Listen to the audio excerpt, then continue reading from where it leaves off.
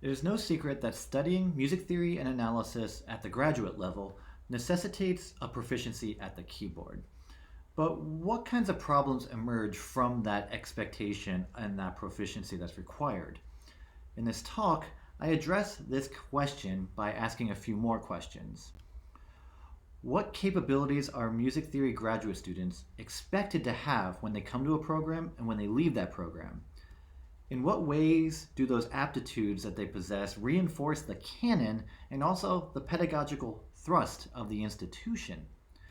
How does that reinforcement shape pedagogical ideology and thinking, and what can be done differently at the graduate level to foster a culture of inclusivity in the music theory classroom?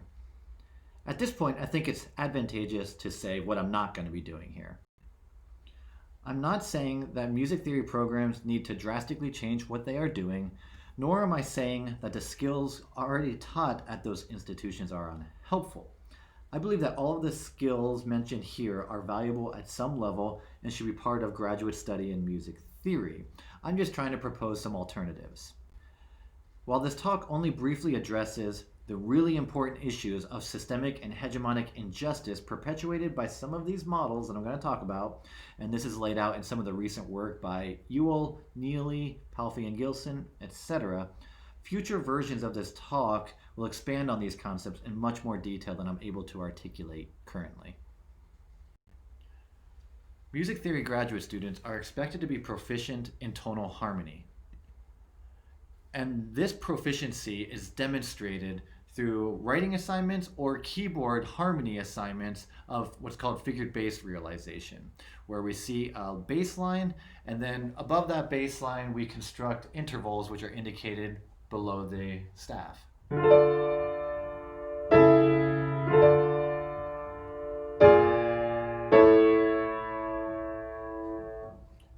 This analysis methodology contributes to essentially what we talk about as Roman numerals.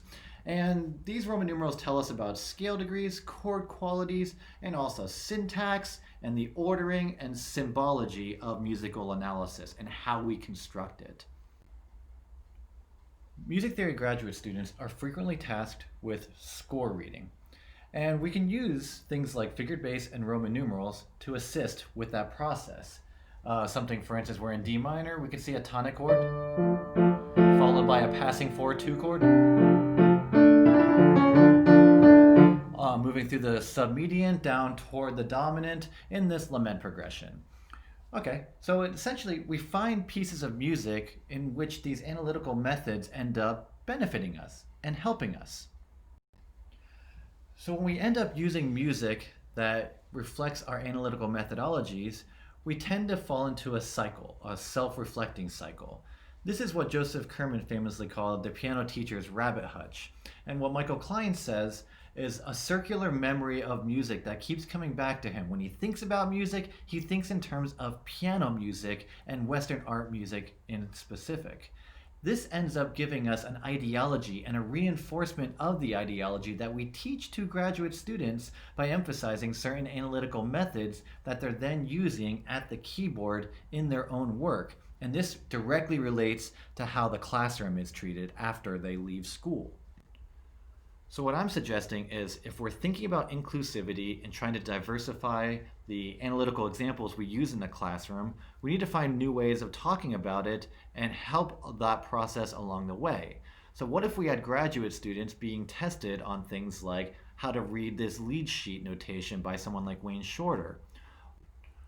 Or what if we expand into other forms of notation, such as the Nashville number system, which is laid out by Trevor DeClercq in a recent article, and very similar to figured bass realization, very similar to lead sheet notation, but different with its flaws and its strengths. What if we had graduate students working with these things and finding ways to apply it in the classroom further? By including other forms of notation in what graduate students might be tasked with as part of their keyboard examinations, this can lead to a more inclusive music theory classroom. Thanks.